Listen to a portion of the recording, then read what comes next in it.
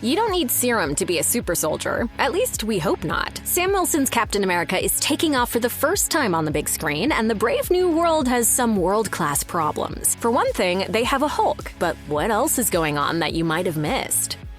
Early in the trailer, Joaquin Torres, Sam's ally from Falcon and the Winter Soldier, appears. Torres inherits the Falcon mantle after Sam becomes Captain America in the comics, and in an exclusive interview with Looper, actor Danny Ramirez said he thought Torres could bring plenty to the Falcon role in the MCU as well. It appears that Captain America Brave New World intends to show just how Torres fares. In one quick shot, Sam flies alongside another person in a wingsuit. Judging by its red and black color, it sure seems like a Falcon costume. Where things get interesting is what kind of Falcon costume it resembles. In March, leaked promo art revealed the MCU's new Falcon would be wearing a yellow and green getup that's fairly similar to the costume Torres wears in the comics. However, from what we see in the trailer, this wingsuit seems to be patterned after Sam's more muted Falcon colors. So it will be interesting to see what the costume will really look like once clearer footage emerges. Captain America Brave New World features a prominent recast for Thunderbolt Ross, with legendary actor Harrison Ford taking over the role for William Hurt. I have to admit, I'm still getting used to the new look. Hurt previously played Ross in a handful of movies, including The Incredible Hulk, Captain America Civil War, Avengers Infinity War, and Avengers Endgame. Hurt's last appearance as Marvel's Secretary of State came in 2021's Black Widow solo flick. In 2018, Hurt's battle with prostate cancer was revealed to the public. In March 2022, he died due to natural causes at his home in Portland. Hurt's devastating death at 71 years old led Marvel to recast Ross in the upcoming Captain America film. The recast is happening as Ross gets a major new role in the MCU. Ford's Ross is now President of the United States, with the teaser showing off his dual role as the Red Hulk, a transformation directly from the comics. Ford expressed excitement about taking on the part in an interview with The Hollywood Reporter, saying that the MCU always looked fun to him from the outside. I thought everybody else seems to be having a great time. I watch all these terrific actors having a good time. I like doing something different to what I've ever done and pleasing people with it. So I'll try a piece of that. The Red Hulk is here, and from the looks of it, Cap is in a world of trouble. The big red guy makes his grand entrance at the very end of the trailer, letting out an animalistic roar. Though the trailer understandably keeps the character's full design a mystery, a few things catch the eye. Apart from the obvious red color, the main thing that seems to differentiate Red Hulk from the Green Hulk we all know is that the former seems to have a somewhat slighter build. From this angle, at least. His roar also sounds somewhat different from the Hulk's distorted screams, sounding more deeply primal and almost elephant-like. It's also worth noting that the cherry tree-lined park area where he's standing does make several appearances in the trailer, including one where several destroyed cars lie in the middle of a smashed road. Perhaps this area is where the final showdown between Cap and Red Hulk takes place. Global power is shifting. You're just a pawn. At first viewing, you might be unsure who's speaking, but thanks to the trusty subtitles accompanying this teaser, it's confirmed to be none other than Samuel Stearns, another forgotten character that we've not seen since 2008's The Incredible Hulk. Initially an ally to Edward Norton's Bruce Banner, Stearns was played by Tim Blake Nelson. Unfortunately, our last encounter with him saw Stearns on the verge of a massive headache when some of Banner's blood got into a cut on his forehead, sparking a mutation that would turn him into one of the Hulk's iconic arch-rivals, the Leader. In the comics, this villain with superhuman intelligence, telepathy, telekinesis, and even self-resurrection debuted in Tales to Astonish in 1964, and has been a long-time thorn in the side of our not-so-jolly Green Giant. But could Brave New World see him more as friend than foe in the MCU? Spotted a little over a minute into the teaser making a call to Wilson, Stearns looks to have already undergone his transformation, with his hat doing a poor job of covering up his green, veiny cranium. Interestingly, though, he doesn't look to be the film's big threat. Considering his words of warning to Sam,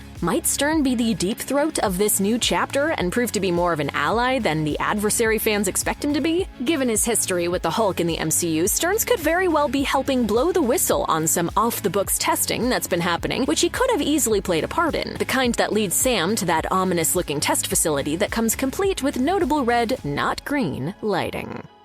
Giancarlo Esposito is a welcome addition in the MCU, but his role remains a mystery. Officially, at least. The trailer shows Esposito's gun-wielding, sunglasses-rocking character in a number of scenarios, but apart from being extremely armed and extremely cool, there are very few clues about his identity. However, rumor has it that his character is none other than George Washington Bridge. In the comics, Bridge is a mercenary who's affiliated with S.H.I.E.L.D., and who also has connections to the mutant corner of the Marvel Universe thanks to a past working relationship with Cable. He's also clashed with the Punisher, who's set to make his MCU return in Daredevil Born Again. If Esposito indeed turns out to be Bridge, it's possible that Captain America Brave New World won't be the well-connected character's only MCU rodeo. Could the MCU be setting Esposito up as a new Nick Fury-style top spy whose arc will take him through multiple projects?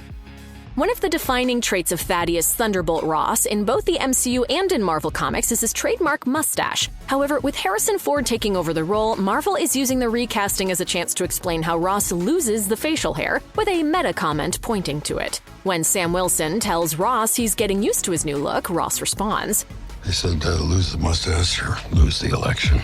It makes sense. There hasn't been a president with facial hair in over 100 years. Giving Ross no mustache makes it easier to explain why he doesn't have one when he transforms into the Red Hulk, as the comics have had the character in his Scarlet Giant form both with and without the look, causing a small amount of confusion about what actually happens to it when he hulks out. Plus, with a mustache, Ross's Red Hulk might look a tad goofy in live action.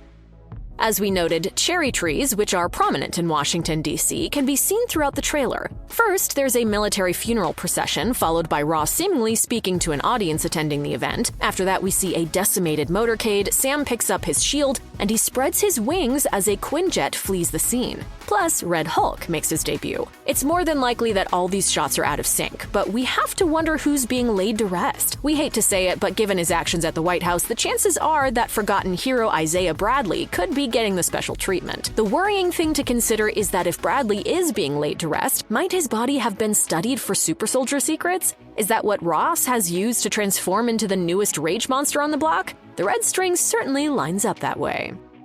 President Ross has a history with Sam Wilson, but he wants to make amends to push forward his agenda to bring Captain America back in the military fold. Sam isn't so sure. I want to make another run at making Captain America an official military position. And if we disagree on how to manage a situation. Ross's idea isn't out of nowhere, though. In Captain America First Avenger, Steve Rogers gets his powers in a government-funded military experiment and works as part of the armed forces until he goes missing in action. After he's discovered decades later, he works as part of S.H.I.E.L.D.'s Avengers project, though his relationship with the government eventually becomes strained. Since Ross has a long history of wanting to control superheroes in one way or another, it's only natural that he wants to bring the one who's most intimately associated with the U.S. under his command. It's also understandable that Sam is deeply wary of the proposition, considering his history with Ross. This is surely what ends up driving the conflict between the pair. Sam Wilson and President Ross might be on good terms at the start of Brave New World, but it won't be lasting long, thanks to the actions of Isaiah Bradley. Last seen getting the recognition he deserved in The Falcon and the Winter Soldier, the legendary war hero seemingly becomes an unexpected gunman, disarming a guard and firing on the president during an event. From there, the last remaining super soldier jumps out the Oval Office window in a set piece that feels very similar to Nightcrawler's assassination attempt in X-Men 2. But what gives, Bradley? We thought you were one of the good guys. Well, as clearly shown in the teaser, the attack comes out of nowhere, almost as if Isaiah has been activated to take action, like a Manchurian Candidate or a Winter Soldier. Not a killer anymore.